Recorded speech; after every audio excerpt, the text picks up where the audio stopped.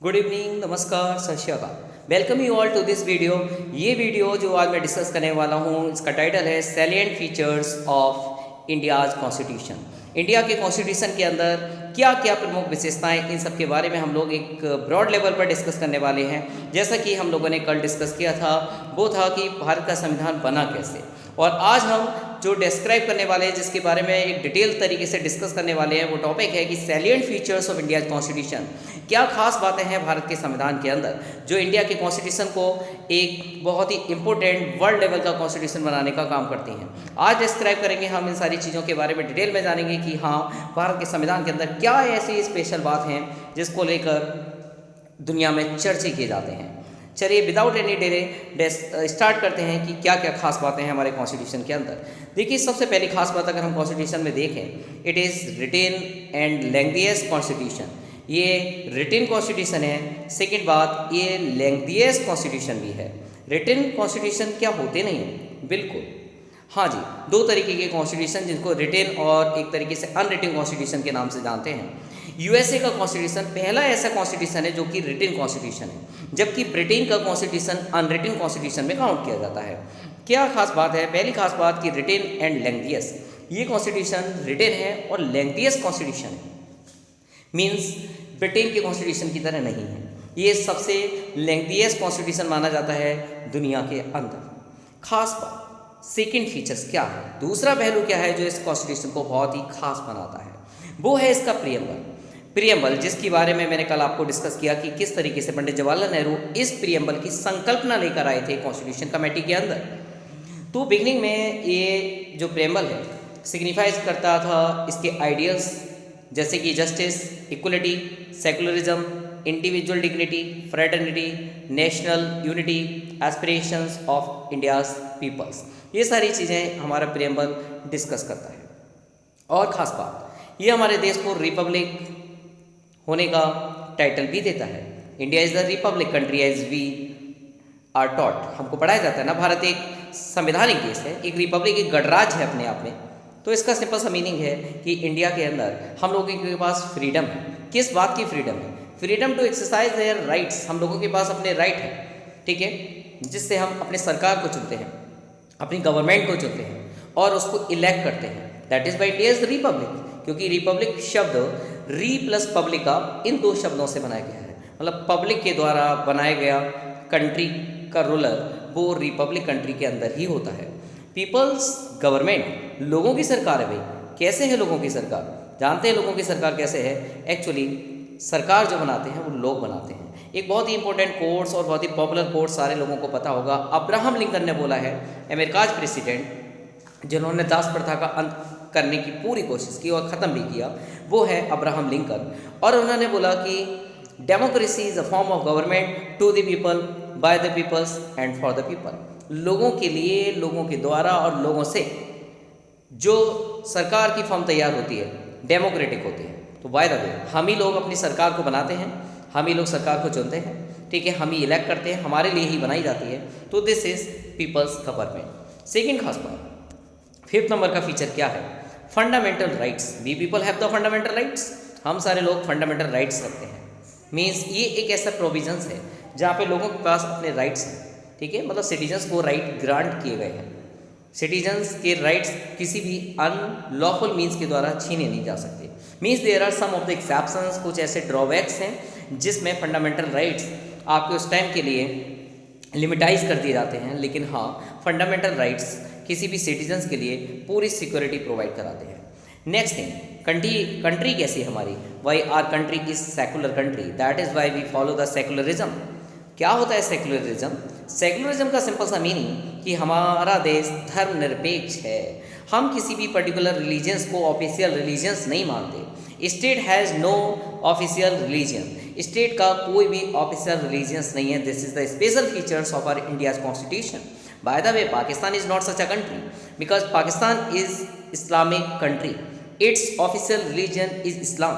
But in India, we respect and dignify all the religions, whether Hinduism, Muslim, Islam, Christianity, we follow, we give respect to all. हम सारे धर्मों के लिए respect देते हैं। ये कुछ खास बातें थी इंडिया के कॉन्स्टिट्यूशन के अंदर जो देखने को मिलती है कि हाँ, इंडिया के कॉन्स्टिट्यूशन के अंदर बहुत सारी खास बातें हैं। चलिए विस्तार से डिस्कस करते हैं कि क्या क्या ऐसे स्पेशल फीचर्स हैं जो इंडिया को अपने कॉन्स्टिट्यूशन के अंदर मिले हुए हैं। देखिए, वी नो कि इंडिया का कॉन्स्टिट्यूशन जो अडॉप्ट किया गया था, कल मैंने आपको बताया भी था, 26 नवंबर 1949। हम लोगों ने 26 नवंबर 1949 को अपना कॉन्स्टिट्यूशन अडॉप्ट कर लिया था, जबकि इन्फोर्स हुआ था 26 जैन 1950 में। इस कॉन्स्टिट्यूशन के अंदर जो इतने बड़े बड़े अमेंडमेंट्स हुए वो अपने आप में बहुत ही स्पेशल या कहूँ एक बहुत बड़ी बात है।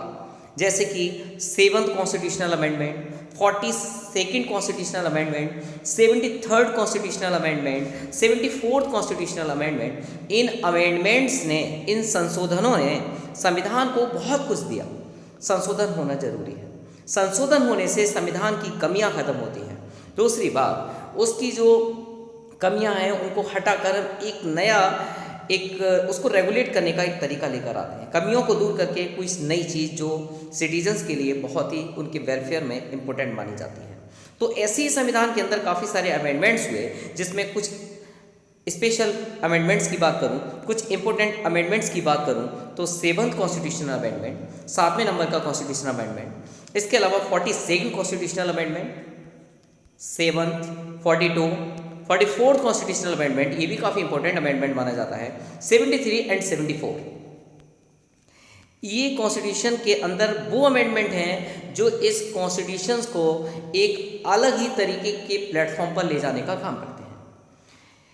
एक बार इन शॉर्ट में अगर मैं कहूँ तो कह सकता हूँ ये वो कॉन्स्टिट्यूशनल अमेंडमेंट हैं जिनको अगर मैं ये कहूँ कि अपने आप में 42nd कॉन्स्टिट्यूशनल अमेंडमेंट जो 1976 में हुआ, इसको मिनी कॉन्स्टिट्यूशन भी कहा जाता है। 42nd constitutional amendment can also be called mini constitution. आप देखिए क्या खास बातें थी, सारी चीज़ें पढ़ेंगे डिटेल में, वक्त आने पर इसके बारे में भी बहुत ब्रॉड से डिस्कस करने वाले हैं। By the way, 42nd constitutional amendment mini constitution भी कहलाता है। हालांकि अगर आप केशवानंद भारती बनाम केरल राज, तो केशवानंद भारती वाले अगर आप अफेयर्स की बात करें, केशवानंद भारती कुछ लोगों ने सुना जरूर होगा लेकिन इसके बारे में ज़्यादा कुछ नहीं पता होगा। कुछ लोगों को केशवानंद भारती का केस भी नहीं पता होगा। इस केस के बारे में भी हम पता करेंगे, ऐसी क्या खास बात थी जिसने केशवानंद भारती में कॉन्स्टिट्यूशन के अंदर अमेंडमेंट को लेकर कुछ नई बात सामने आई। तो ये सारी बातें भी डिसाइड करेंगे, पता करेंगे, डिस्कस करेंगे इसके बारे में कि क्या है केशवानंद भारती मामला, क्या है ये सब। और इसके अलावा केशवानंद भारती मैंने जो सर्वोच्च न्यायालय ने, मतलब सुप्रीम कोर्ट ने जो एक तरीके से एक सिस्टम ला के दिया आर्टिकल 368 के तहत संसद को, अब तक आर्टिकल 368 बताया दूँ मैं आपको आर्टिकल 368 क्या होता है। आर्टिकल 368 एम्पावर्स पार्लियामेंट, ये पार्लियामेंट को एक पावर देता है कि आप संविधान के अंदर संशोधन कर सकते हैं, मीन्स आप इसके अंदर अमेंडमेंट कर सकते हैं। संवैधानिक शक्ति संविधान के मूल ढांचे को बदलने की अनुमति नहीं देती, मतलब आप अमेंडमेंट्स कर सकते हैं, नो डाउट 368 के अकॉर्डिंग अमेंडमेंट्स करने की पावर है। लेकिन केशवानंद भारती मामले में जो सामने आया वो ये था कि संविधान का संशोधन इस तरीके से किया जाए कि उसका मूल ढांचा, जो उसका बेसिक स्ट्रक्चर है, उस पर कोई भी प्रभाव ना पड़े। मतलब जो ये उसका मेन फीचर्स हैं, उसका जो बेसिक स्ट्रक्चर है, उसमें कोई बदलाव ना हो, आप इस तरीके से कॉन्स्टिट्यूशन के अंदर अमेंडमेंट कर सकते हैं। ये था केशवानंद भारती मामला। इसको बारे में मैंने बहुत शॉर्ट में बताया, किसी दिन डिटेल में भी इसके बारे में डिस्कस करेंगे। संविधान की कुछ स्पेशल विशेषताएं जो मैंने अभी आपको बताई, उनमें से एक एक करके मैं आपको बताऊं। पहली चीज़ जो मैंने आपको बताई कि भारत का संविधान सबसे लंबा लिखित संविधान है, longest written constitution ever, longest written constitution ever. अब तक इतना बड़ा कोई लिखित संविधान दुनिया में नहीं आया। क्या बात है, क्या खास बात है। देखिए, कॉन्स्टिट्यूशन को दो पार्ट में डिवाइड किया जाता है। एक होता है लिखित संविधान, जैसे कि अमेरिका का कॉन्स्टिट्यूशन। एक होता है अनरिटन, मतलब जैसे कि ब्रिटेन का संविधान। मैंने बताया कि ब्रिटेन का संविधान लिखा नहीं गया तो कैसे याद होता होगा इतना बड़ा संविधान? जी नहीं, संविधान तो लिखा गया है, लेकिन उसको एक तरीके से ऐसे बोलूँ कि रफ कॉपी पे लिख लिया है, उसकी फेयर कॉपी तैयार नहीं की गई है, ऐसे मानिए, तो उसको अनरिटन कॉन्स्टिट्यूशन कहा जाता है, जिसको फेयर तरीके से ड्राफ्ट नहीं किया गया है। सो ब्रिटेन का कॉन्स्टिट्यूशन अनरिटन कॉन्स्टिट्यूशन की कैटेगरी में आता है, जबकि अमेरिका का कॉन्स्टिट्यूशन एक रिटेन कॉन्स्टिट्यूशन है। दुनिया का पहला रिटेन कॉन्स्टिट्यूशन अमेरिका का है। दुनिया का पहला सबसे बड़ा लिखित संविधान पूछा जाए तो इंडिया का है। पहली बात आपको ये पता होना चाहिए, भारत का संविधान पूरी दुनिया में सबसे लंबा लिखित संविधान माना जाता है, रिटेन कॉन्स्टिट्यूशन एवर। ये बताता है कि अपने आप में बहुत ही एक्सपेंशन वाला डॉक्यूमेंट है, ये बहुत बड़ा विस्तृत दस्तावेज है, बहुत ज़्यादा समग्र है।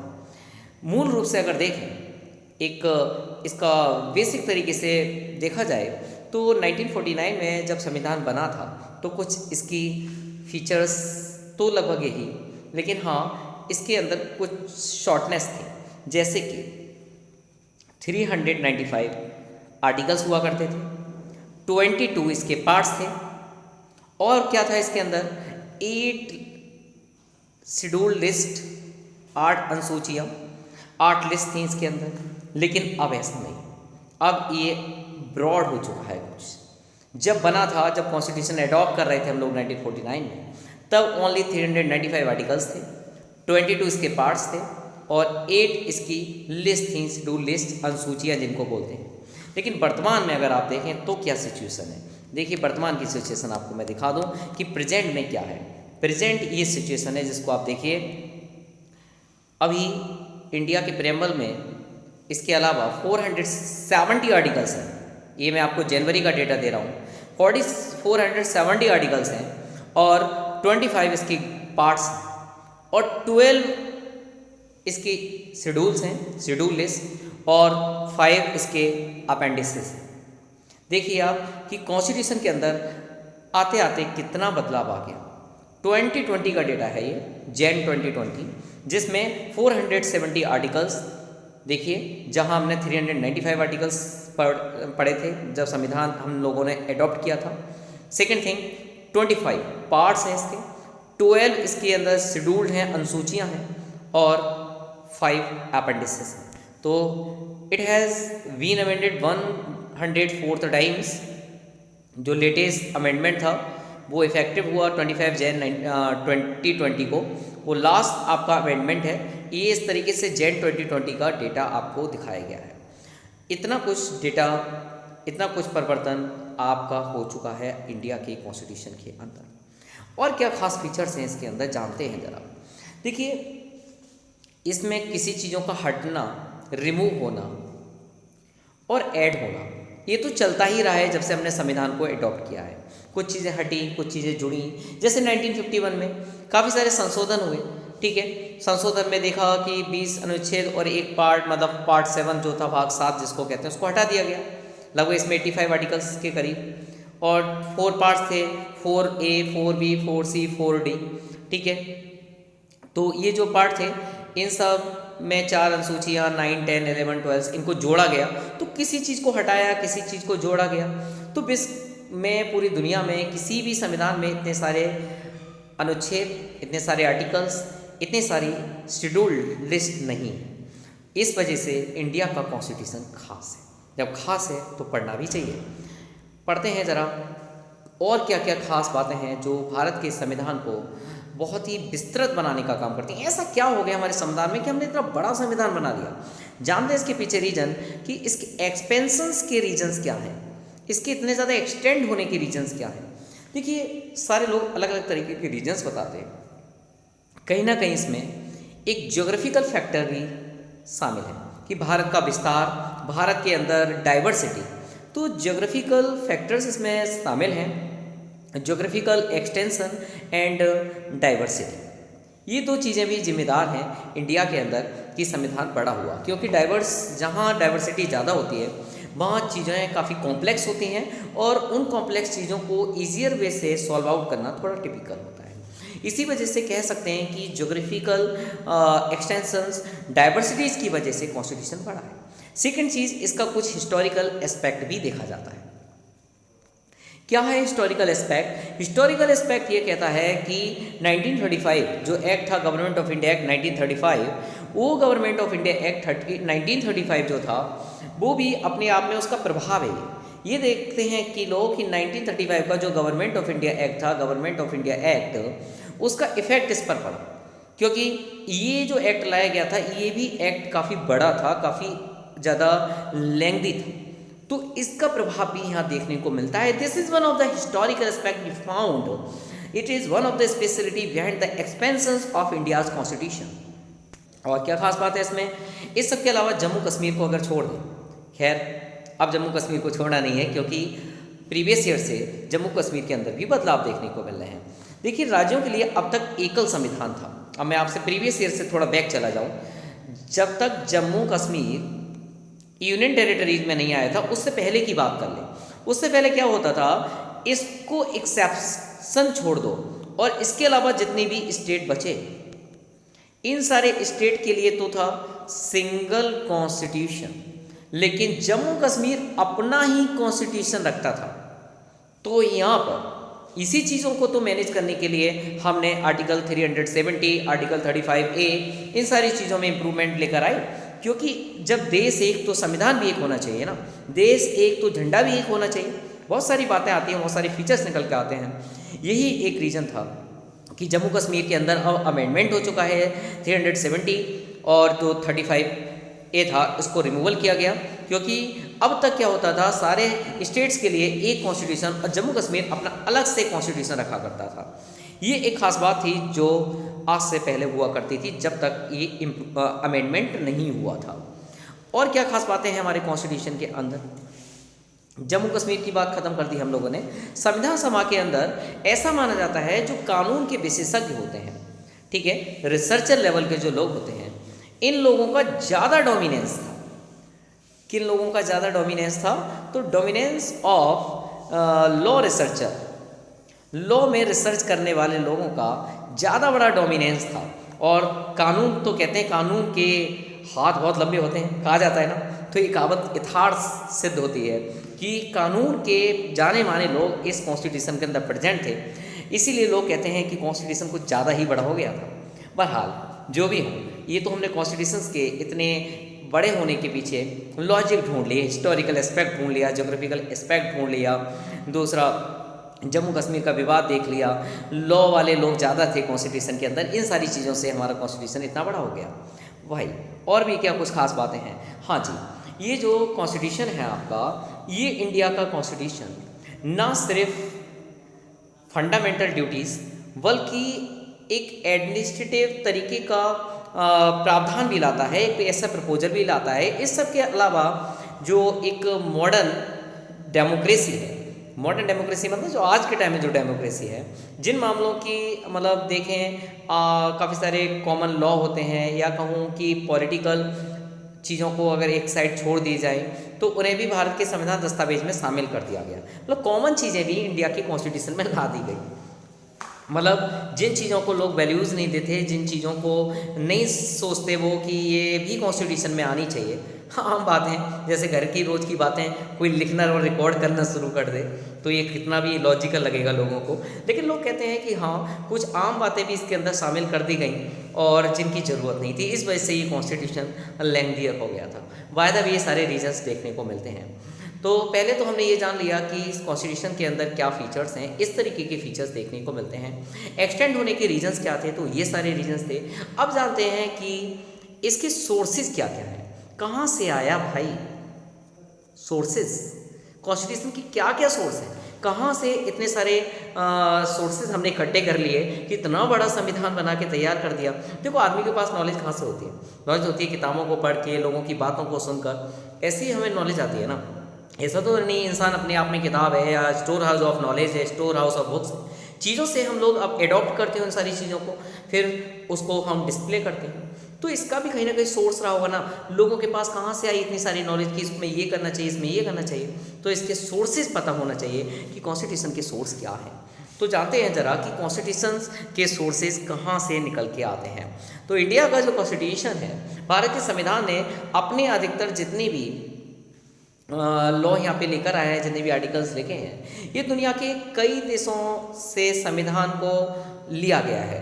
मतलब एक तरीके से उन सारे देशों के संविधान को पढ़ा गया, उसमें जो चीज़ें अच्छी लगी उनको हमारे कॉन्स्टिट्यूशन के अंदर उतार लिया गया, एक तरीके से कहूँ कि इसको फॉलो अप कर लिया गया। सेकेंड बात की government of India act GOI, government of India act 1935, इस सब का भी एक बहुत बड़ा प्रभाव था। और भारत के संविधान का निर्माण विश्व के बहुत सारे संविधानों को छानने के बाद किया गया है, ऐसा मैं नहीं कह रहा हूँ, ये बात डॉक्टर भीमराव अम्बेडकर ने बोली थी। ये कहा था कि हमने बहुत सारे दुनिया के कॉन्स्टिट्यूशन को सीव कर लिया है, छान लिया है, अच्छे से उसको निचोड़ लिया भाई, तब जाके हमने इंडिया का कॉन्स्टिट्यूशन बनाया है। ये स्टेटमेंट मेरा नहीं, ये स्टेटमेंट है आपका डॉक्टर भीमराव अम्बेडकर जी का, कि दुनिया के इतने सारे कॉन्स्टिट्यूशन को पढ़ने के बाद हमने अपने इंडिया का कॉन्स्टिट्यूशन बनाया है। तो संविधान का जो मोस्टली आपको एक स्ट्रक्चर नज़र आता है वो गवर्नमेंट ऑफ इंडिया एक्ट 1935 से लिया गया है। एक बहुत बड़ा structure government of India act 1935 का ही है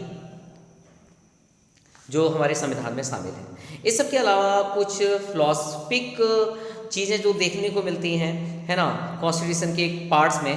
फिलोसफिक चीज़ों का मतलब आप ये समझिए, मैं आपसे बात कर रहा हूँ, फंडामेंटल ड्यूटीज़ की बात कर रहा हूँ, फंडामेंटल ड्यूटीज़ की बात कर रहा हूँ, फंडामेंटल राइट्स की बात कर रहा हूँ। तो ये जो चीज़ें, इस चीज़ों की जो फिलॉसफी देखने को मिलती है, ये कहाँ से ली गई है? इनको हमने रिस्पेक्टिवली अमेरिका और आयरलैंड से लिया है, अमेरिका और आयरलैंड से लिया है। कौन सी चीज़ अमेरिका से और कौन सी चीज़ हमने आयरलैंड से गेन की है? सबसे पहले हम बात करते हैं मौलिक अधिकारों की बात करते हैं, ठीक है, मौलिक कर्तव्य नहीं, मौलिक अधिकार की बात करते हैं, मतलब फंडामेंटल राइट्स की बात करते हैं। कहाँ से लिए गए हैं fundamental rights? Mostly fundamental rights हम लोगों ने USA से लिए हैं। तो फंडामेंटल राइट्स कहाँ से लिए गए हैं? USA से। ये मैं इंपॉर्टेंट बात बता रहा हूँ क्योंकि पेपर में UPSC, UPPSC या फिर कहूँ कि इस तरीके के क्वेश्चंस पूछे जाते हैं ऐसे कॉम्पिटिटिव एग्जाम्स के अंदर। तो फंडामेंटल राइट्स ले गए हैं USA से। जबकि जो हम बात कर रहे थे फंडामेंटल के अलावा जो नीति निर्देशक सिद्धांत, जिनको लोग कहते हैं DPSP, directive principles of state policy, directive principles of state policy, Hindi में बोला जाता है कि नीति निर्देशक सिद्धांत। तो ये जो नीति निर्देशक सिद्धांत है, ये कहाँ से लाए हम? तो भाई ये हमने आयरलैंड से लिए हैं। कौन सा आयरलैंड? अरे वही वाला आयरलैंड भैया, जो UK का पार्ट है, UK 4 कंट्री से मिलके बना है ना, उसमें एक आयरलैंड भी है ना। तो उस आयरलैंड से हमने DPSP को गेन किया है। ये दो इंपॉर्टेंट बातें आपको पता होनी चाहिए। फंडामेंटल राइट्स USA से लिए गए हैं, DPSP मतलब directive principles of state policy, ये आयरलैंड के कॉन्स्टिट्यूशन से ली गई चीज़ें हैं। तो यहाँ से पता चला ना आपको कि ये बहुत सारी चीज़ों को हमने इधर का मतलब अदर कॉन्स्टिट्यूशन से भी हमने इसको अडॉप्ट किया है। इसके अलावा भारतीय संविधान, इंडिया का जो कॉन्स्टिट्यूशन है, इस इंडिया के कॉन्स्टिट्यूशन में जो राजनीतिक पार्ट आपको देखने को मिलता है, एक पॉलिटिकल स्ट्रक्चर जो देखने को मिलता है। कौन सा पॉलिटिकल स्ट्रक्चर? कि वो यूनियन गवर्नमेंट जो आप कहते हैं ना, फेडरल सरकार। तो जो यूनियन स्ट्रक्चर आप देखते हैं कि एक संघीय सरकार का सिद्धांत है। इसके अलावा कार्यपालिका, जिसको आप लेजिस्लेचर बोलते हैं, लेजिस्लेचर, व्यवस्थापिका, कार्यपालिका और न्यायपालिका, ये 3 चीज़ें होती हैं। तो ये सारी चीज़ें कहाँ से ली गई हैं? कार्यपालिका कहाँ से आई, विधायिका कहाँ से आई, लेजिस्लेचर और एग्जीक्यूटिव कहाँ से आए? ठीक है, तो विधायिका, लेजिस्लेचर और कार्यपालिका, एग्जीक्यूटिव्स और जो यूनियन स्ट्रक्चर लिया गया है देश का, ये सब हमने कहाँ से गेन किए? ये सब पॉलिटिकल पार्ट है। ये सारा पॉलिटिकल पार्ट्स ब्रिटेन के संविधान से लिया गया है। कहाँ से लिया गया है पॉलिटिक्स का पार्ट? ये पॉलिटी वाला पार्ट पूरा ब्रिटेन के कॉन्स्टिट्यूशन से लिया है। हाँ जी, कहाँ से? तो ब्रिटेन के कॉन्स्टिट्यूशन से लिया गया है। इतनी बातें समझ में आ गई आपको कि fundamental rights USA, directive principles of state policy Ireland, union government का कॉन्सेप्ट, लेजिस्लेचर, एग्जीक्यूटिव्स, ये सारे पॉलिटिकल पार्ट्स ब्रिटेन के कॉन्स्टिट्यूशन से लिए गए हैं। संविधान के बहुत सारे प्रावधान, बहुत सारे प्रपोजल्स और कंट्रीज़ के कॉन्स्टिट्यूशन से भी लिए गए हैं। जैसे क्या? कनाडा के कॉन्स्टिट्यूशन, ऑस्ट्रेलिया का कॉन्स्टिट्यूशन, जर्मनी का कॉन्स्टिट्यूशन, USSR जिसको आज के टाइम में आप रसिया के रूप में जानते हैं, सोवियत रसिया, ठीक है, यहाँ के कॉन्स्टिट्यूशन से भी काफ़ी सारी चीज़ें, फ्रांस और हमारा दक्षिण अफ्रीका, साउथ अफ्रीका, यहाँ के कॉन्स्टिट्यूशन से भी, जापान के कॉन्स्टिट्यूशन से भी हमने काफ़ी सारी चीज़ों को एडॉप्ट किया है। तो हमारा कॉन्स्टिट्यूशन किन देशों के कॉन्स्टिट्यूशन से लिए गई चीज़ों का प्रावधान का एक सम्मिलित रूप है। तो मैंने आपको फॉर एग्जांपल्स बताया, जैसे कि America, Britain, Ireland, France, Japan, south Africa, ठीक है, या फिर यूएसएसआर, रशिया, इन सारे देशों से, या जर्मनी, ऑस्ट्रेलिया, इन सारे देशों से लिया गया एक इनकी प्रपोजल्स या कहूँ इस कॉन्स्टिट्यूशन की काफ़ी सारी चीज़ों को हमने फॉलोअप किया है।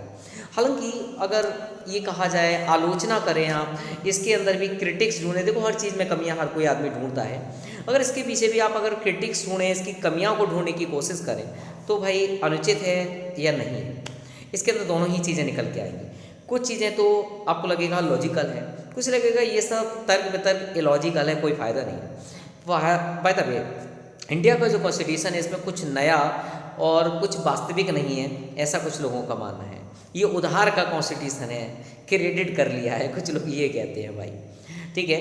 चेपी, हिंदी का वर्ड होता है चेपी, कहते हैं चेपी मार रहा है, गांव में सुना होगा तुमने, चेपी मार रहा है। चेपी मारने मतलब कॉपी मार रहा है ना। जब कोई बच्चा चीटिंग कर रहा होता है ना विलेज में, तो गांव की भाषा है, वहाँ कहते हैं चेपी मार रहा है। चेपी मारने का मतलब होता है कि कॉपी मार रहा है। तो कुछ लोग ये भी कहते हैं कि इंडिया के कॉन्स्टिट्यूशन ने चेपी मार ली है, मतलब चीटिंग कर ली है। तो ऐसा इसलिए है क्योंकि संविधान के जो क्रिएटर्स थे, जिन्होंने इसको फाउंड किया, जिसने इनको बनाया, दूसरे देश के जो प्रावधान थे, प्रपोजल्स थे, तो अपने इंडिया की आवश्यकताओं के हिसाब से उन्होंने उसमें कुछ परिवर्तन कर लिए, कुछ सारे चेंजेस कर लिए, और चेंजेस करने के बाद उन्होंने अपना कॉन्स्टिट्यूशन बना लिया। मतलब सारे कॉन्स्टिट्यूशंस को अच्छे तरीके से बाकायदा स्टडी की, इन्वेस्टिगेशन किया, जो अच्छा लगा उसको फॉलोअप किया, उसमें जहाँ इंप्रूवमेंट की ज़रूरत थी वहाँ अमेंडमेंट किया।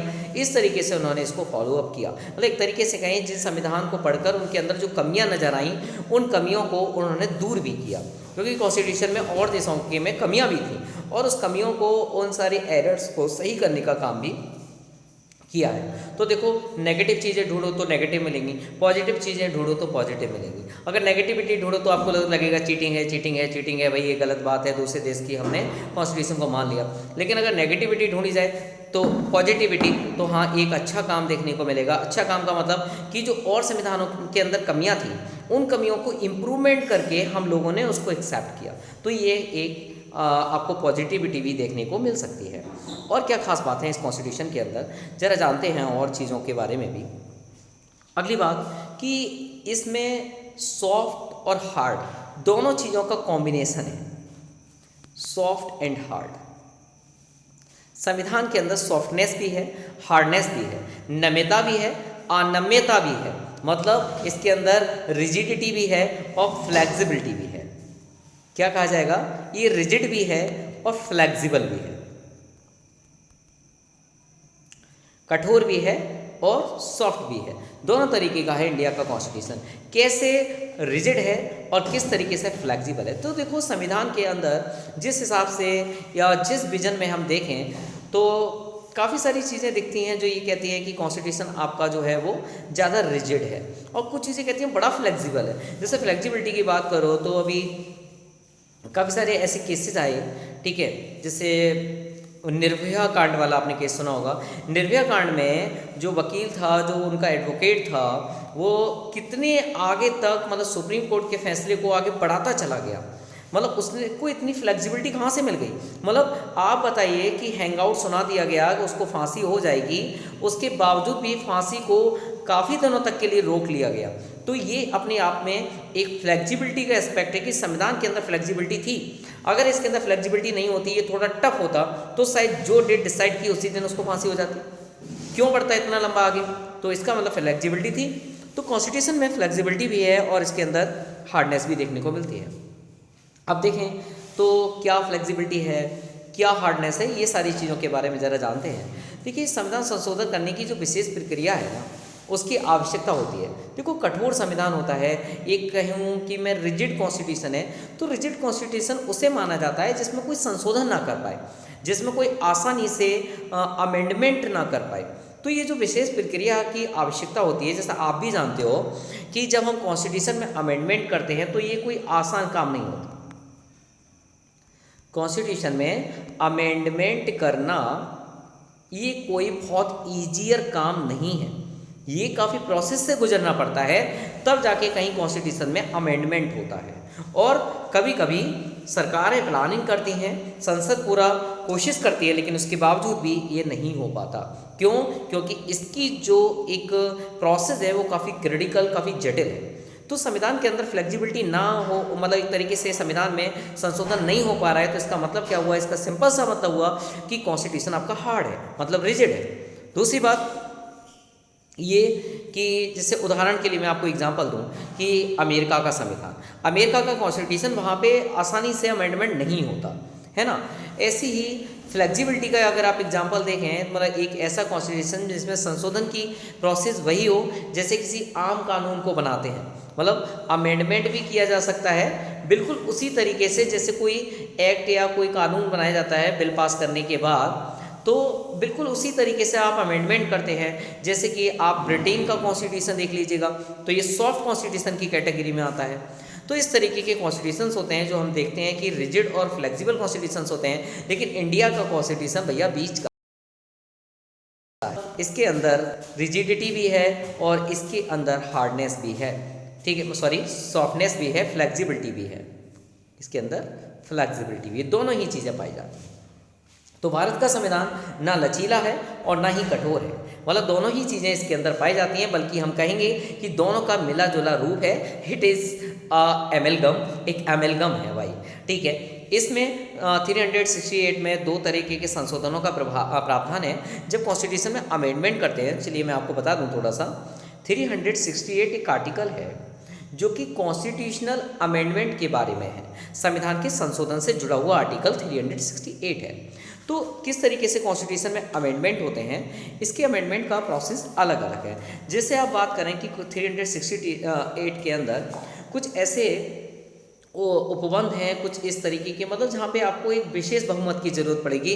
कहने का मतलब उसको बोलते हैं हम लोग स्पेशल मेजोरिटी, मतलब आप स्पेशल मेजोरिटी के द्वारा ही कॉन्स्टिट्यूशन में आप चेंज ला सकते हो। जैसे फॉर एग्जांपल कौन कौन से आपके मतलब ऐसे हैं जो स्पेशल मेजोरिटी को रखते हैं। उदाहरण के लिए जैसे दोनों सदन उपस्थित होने चाहिए, मतलब लोकसभा और राज्यसभा, ये दोनों चीज़ें प्रेजेंट होनी चाहिए, ठीक है, तब होगा। दूसरी बात, मतदान में मतलब जो एक तरीके की वोटिंग होती है, उस वोटिंग में भाग लेने वाले जितने भी सदस्य होते हैं वो 2/3 होने चाहिए, 2/3 की मेजोरिटी होनी चाहिए, है ना।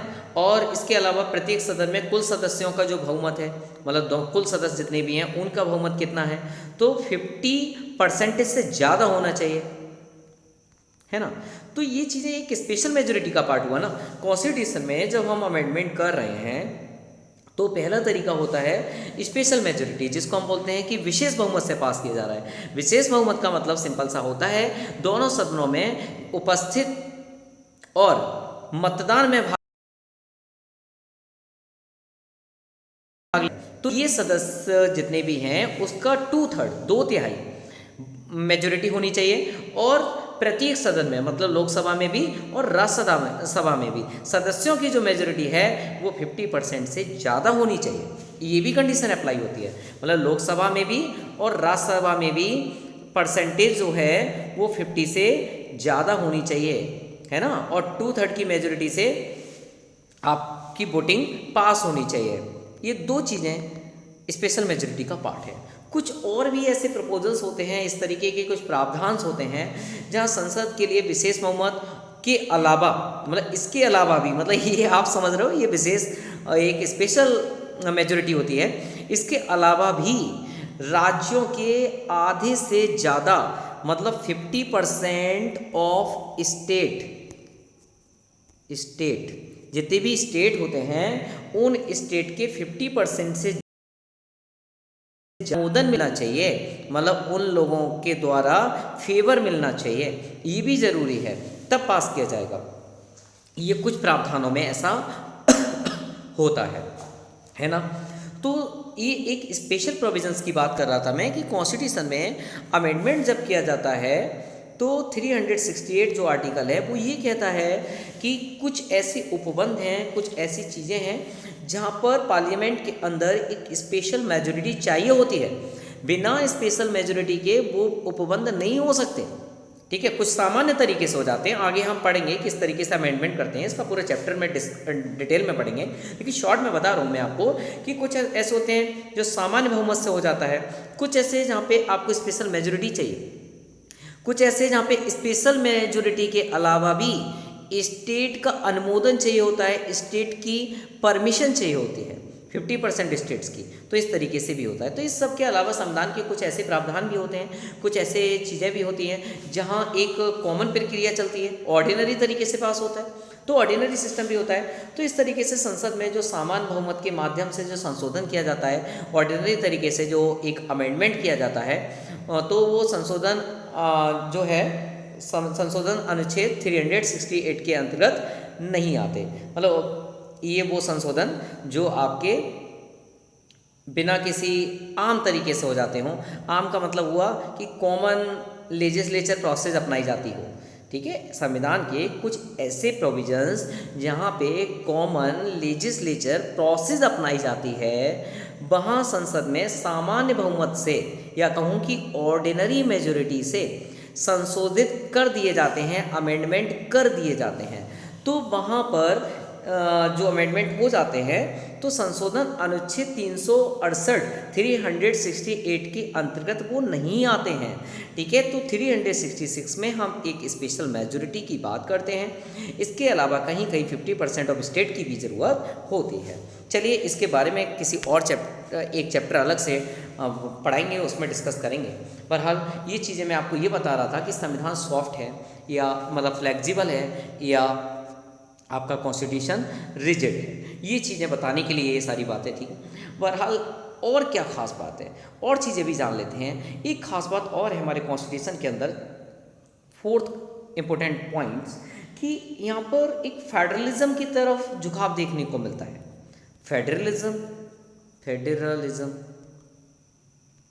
फेडरलिज्म का मतलब वो एक तरीके से एकात्मकता की ओर झुकाव है।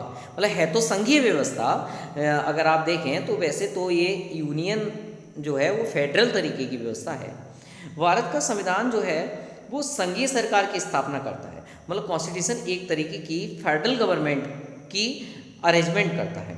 फेडरल गवर्नमेंट मतलब एक तरीके से कहूँ कि संघ के सभी आम लक्षण जिसमें विद्यमान हो, जिसमें यूनियन जैसे कैरेक्टर प्रेजेंट हो, वो संघ होता है। जैसे हम बोलते हैं संघ सरकार, केंद्र सरकार बोलते हैं ना, तो केंद्र सरकार एक तरीके से संघ है। मतलब एक तरीके से कहूँ कि दो सरकार शक्तियों का विभाजन, लिखित रिटेन कॉन्स्टिट्यूशन, मतलब जहाँ पे संविधान की सर्वोच्चता होगी, मतलब सबसे ज़्यादा वैल्यू दी जाएगी तो कॉन्स्टिट्यूशन को दी जाएगी। ठीक है, संविधान की सर्वोच्चता कॉन्स्टिट्यूशन सबसे आगे होगा। जैसे अगर सीक्वेंस में देखूँ तो मैं आपको ऐसे बताऊँ कि सबसे ऊपर कॉन्स्टिट्यूशन आता है, ठीक है, तब आगे की कहानी शुरू होती है। तो संविधान को सर्वोच्च माना गया है देश के अंदर। ठीक है, अगर कोई सर्वोच्च इंस्टीट्यूशन है कोई, तो वो डॉक्यूमेंट है तो वो कॉन्स्टिट्यूशन है, संविधान है। तो संविधान की सर्वोच्चता है, संविधान के अंदर कठोरता है, उसके अंदर जो रिजिडिटी है, फिर स्वतंत्र न्यायपालिका है जिसको हम बोलते हैं इंडिपेंडेंट जुडिशरी इंडिया के अंदर है। इसके अलावा बाईकैमरलिज्म है, मतलब द्विसदनीय व्यवस्था। जैसे हमारे यहाँ पे संसद में दो सदन होते हैं, लोकसभा और राज्यसभा, जिसको हम अपर हाउस और लोअर हाउस के नाम से जानते हैं। तो ये सारे किस चीज़ के फीचर्स हैं? ये एक संघ के फीचर्स हैं, एक फेडरल स्ट्रक्चर के फीचर्स हैं। मतलब फेडरल स्ट्रक्चर के अंदर ये सारे फीचर्स पाए जाते हैं। कौन कौन से फीचर्स पाए जाते हैं फेडरल स्ट्रक्चर के अंदर? तो मैं दोबारा से आपको बता दूं, सर्वोच्च चीज़ कॉन्स्टिट्यूशन होती है, highest supremacy is constitution. Second thing, constitution तो होता है दो सरकार, मतलब जैसे अपने यहाँ स्टेट गवर्नमेंट और यूनियन गवर्नमेंट होती है। शक्तियों का विभाजन होता है, मतलब पावर शेयरिंग होती है। तो पहली बात ये पता चलती है फेडरल गवर्नमेंट के अंदर या फेडरल स्ट्रक्चर के अंदर पावर शेयरिंग की जाती है, मतलब स्टेट और सेंट्रल के बीच में पावर शेयर की जाएगी। सेकंड खास बात क्या होती है? कॉन्स्टिट्यूशन सुप्रीम होता है, कॉन्स्टिट्यूशन सुप्रीम होता है, मतलब संविधान को सबसे ऊपर रखा जाता है। तीसरी बात, संविधान की कठोरता की बात की जाती है, कॉन्स्टिट्यूशनल रिजिडिटी की बात की जाती है कि कॉन्स्टिट्यूशनल रिजिड होगा। इसके अलावा एक नेक्स्ट पॉइंट कि स्वतंत्र न्यायपालिका होगी, जिसको हम बोलते हैं इंडिपेंडेंट जुडिशरी होगी, है ना। ये भी एक संघ का स्ट्रक्चर है। इसके अलावा बाई कैमरलिज्म, मतलब जिसको बोलें dual house system, dual house system, मतलब 2 हाउस होंगे जैसे हम बोलते हैं लोकसभा राज्यसभा, ये सारी चीज़ें, ये सारे फीचर्स किसके हैं? ये सारे फीचर्स एक फेडरल कंट्री के हैं, जहाँ पे फेडरलिज्म होता है वहाँ ये सारे फीचर्स देखने को मिलते हैं कि आप ये फाउंड आउट कर सकते हो, ये देख सकते हो कि देश में पावर शेयरिंग होगी, कॉन्स्टिट्यूशन जो होगा वो सुप्रीम पावर होगी और कॉन्स्टिट्यूशनल रिजिड होगा कॉन्स्टिट्यूशन, इसके अलावा इंडिपेंडेंट जुडिशरी होगी और डुअल हाउस सिस्टम जिसको बाईकैमरलिज्म बोलते हैं, ये सारी फीचर्स इस चीज़ के हैं। अब भारतीय संविधान में बड़ी संख्या में देखें तो एक तरफ की ओर झुकाव नजर आता है, मतलब इंक्लाइनेशन टूवर्ड्स वन साइड। ऐसा क्यों? मतलब वैसे तो संघीय है और कहीं कहीं लगता है कि ये गैर संघीय लक्षण भी इसके अंदर पाए जाते हैं, मतलब नॉन फेडरल या नॉन यूनिटरी फीचर्स भी इसके अंदर पाए जाते हैं। ऐसा क्यों लगता है? जैसे मैं आपको बताऊं, हमारे यहाँ जो यूनियन होती है वो एक तरीके से कहूँ सबसे बड़ी सरकार है, जिसको हम कहते हैं कि हमारे यहाँ पे केंद्र सरकार के पास बहुत सारी पावर होती हैं, तो एक सशक्त होता है, एक पावरफुल यूनियन होती है, एक पावरफुल यूनियन होती है। वास्तव में यूनियन पावरफुल होती है क्योंकि देश विदेश के मामले, रक्षा मामले, ये सारी चीज़ों को ये यूनियन ही देखती है। और क्या खास बात देखने को मिलती है कि हाँ, एक सशक्त केंद्र है, एक संविधान है, वन कॉन्स्टिट्यूशन है, ठीक है। इसके अलावा एक एकल नागरिकता है, डुअल सिटीजनशिप तो नहीं है, सिंगल सिटीजनशिप है। डुअल सिटीजनशिप भी होती है, हाँ जी होती है। अमेरिका में जाओगे तो डुअल सिटीजनशिप होती है, मतलब अमेरिका में आपने रहना शुरू किया, सबसे पहले आप देश की सिटीजनशिप लीजिएगा, मतलब अमेरिका की, फिर जिस स्टेट में आप रह रहे हो उस स्टेट की भी सिटीजनशिप लेना जरूरी होता है, उसको बोलते हैं डुअल सिटीजनशिप। जबकि इंडिया में सिंगल सिटीजनशिप है, डुअल सिटीजनशिप का कोई कॉन्सेप्ट नहीं है। और क्या खास बातें हैं? और ये है कि संविधान के अंदर फ्लेक्सिबिलिटी है। फ्लेक्सिबिलिटी का मतलब संविधान में संशोधन भी हो जाते हैं। एकीकृत न्यायपालिका है, मतलब एक सुप्रीम आपकी जुडिशरी बॉडी है, एक के ऊपर एक तरीके से देखते हैं। और केंद्र द्वारा जो राज्यपाल बिठाया जाता है, राज्यपाल की नियुक्ति करते हैं जिसको गवर्नर बोलते हैं। गवर्नर जो होता है वो स्टेट का कॉन्स्टिट्यूशनल हेड है, स्टेट का कॉन्स्टिट्यूशनल हेड गवर्नर है। और गवर्नर को कौन बिठाता है? गवर्नर को अपॉइंट किया जाता है प्रेसिडेंट की साइड से, एक तरीके से कहूँ कि सेंट्रल गवर्नमेंट की तरफ से उसको भेजा जाता है। ये चीज़ें क्या बना रही है? एक तरीके से ये चीज़ें अगर देखें तो लचीलापन दिखा रही हैं। एक तरीके से कहूँ कि गैर संघीय नेचर भी इसके अंदर कहीं ना कहीं प्रेजेंट है। संघीय नेचर भी है, मतलब एक फेडरल स्ट्रक्चर भी है, और कहीं ना कहीं नॉन फेडरल स्ट्रक्चर भी नज़र आता है। मतलब भारत को एक मिला जुला संविधान है अपने आप में। एक तरीके से कहूँ कि झुकाव एकात्मकता की तरफ भी है, लेकिन कहीं कहीं एक गैर संघीय भी आपको नज़र आता है। आखिर राज्यपाल की नियुक्ति, अखिल भारतीय सेवाएं, ऑल इंडिया जो सर्विसेज होती हैं वो, इसके अलावा इमरजेंसी की पावर्स और इस तरीके के जितने भी प्रपोजल्स हैं, इन सारी चीज़ों से हमको पता चलता है एकात्मकता है, मतलब एक तरफ सारी चीज़ें हैं। जैसे आप देखो कॉन्स्टिट्यूशंस को देख लो, सिटीजनशिप को देख लो। एक सिटीजनशिप क्या कहती है? एक तरीके से एकात्मकता ही तो लाती है एक चीज़ की तरफ, है ना। तो हम लोग एक तरीके से यूनिटरी सिस्टम में बन रहे हैं। एकात्मकता बोले तो एक यूनिटरी सिस्टम है ना, जहाँ पे एक की तरफ हो, सिटीजनशिप एक होती है, कॉन्स्टिट्यूशन देश का एक है ना। ऐसे ही हमारी न्यायपालिका जो है इंडिपेंडेंट है। तो ये सारी चीज़ें जो हैं वो कहलाती हैं कि देश के अंदर फेडरल तो है, इसका स्ट्रक्चर फेडरल तो है, लेकिन कुछ ऐसे एस्पेक्ट्स भी हैं जो इसको नॉन फेडरल भी बनाते हैं। तो संविधान में एक खास बात जानने की है, कहीं पे भी संघीय वर्ड, फेडरल तरीके के वर्ड का यूज नहीं किया गया है। दूसरी ओर आर्टिकल 1 क्या कहता है?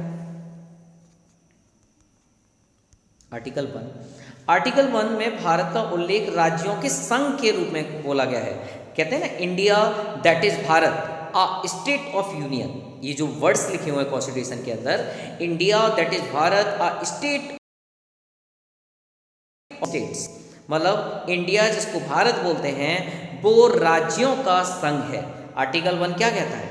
आर्टिकल 1 ये कहता है कि जितने भी स्टेट हैं वो भारत में आते हैं, मतलब उन सब का संघ भारत है। ये लिखा हुआ है ना, क्लियर। मतलब स्टेट हमारे देश से इंडिपेंडेंट नहीं है, उसके अंदर ही एक बॉडी है, उसके अंदर ही एक स्ट्रक्चर है। तो आर्टिकल 1 क्या बोलता है? आर्टिकल 1 बोलता है कि India that is Bharat a union of states, इससे क्या पता चलता है? तो इससे ये पता चलता है आपको, इसके दो मतलब समझिए। पहला मतलब आप समझिए, ये संघ राज्यों के बीच हुए किसी भी समझौते का निष्कर्ष नहीं है। मतलब जैसे राज्यों के बीच में कोई एग्रीमेंट हुआ है, राज्यों के बीच में कुछ ट्रीटी हुई है, तो वहाँ पे जो सेंट्रल गवर्नमेंट है वो उसका रिजल्ट नहीं है। दूसरी बात, ऐसे कहूँ कि किसी राज्य को संघ से अलग होने का अधिकार नहीं है। कोई भी स्टेट इस यूनियन को छोड़ नहीं सकता। मतलब ये अपने आप में, क्यों? India that is Bharat a union of state, इसका मतलब कोई भी स्टेट अपने आप को इंडिपेंडेंट करने का, अपने आप को अलग करने का राइट नहीं रखता है। तो ये सारी चीज़ें देखने को मिलती हैं। इस वजह से हम कुछ बातों को कह सकते हैं।